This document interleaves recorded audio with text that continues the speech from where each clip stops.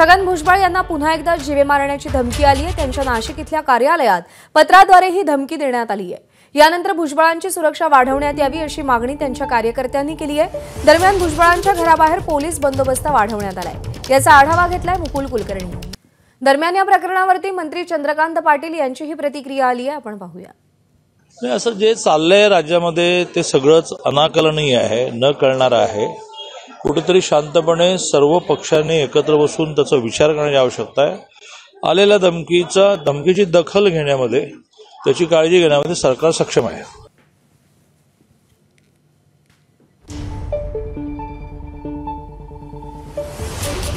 तर सगळ्या पक्षांनी सध्याच्या परिस्थितीवरती एकत्र बसून विचार करण्याची गरज आहे। राज्यामध्ये सध्या जी काही परिस्थिती आहे ती फार योग्य नाही, फार बरी नाही असे चंद्रकांत पाटील म्हणतात आणि त्यामुळे सर्व पक्षीयांनी एकत्र येऊन यावरती चर्चा करणं, तोडगा काढणं आवश्यक असल्याचं चंद्रकांत पाटील सध्या म्हणाले आहेत।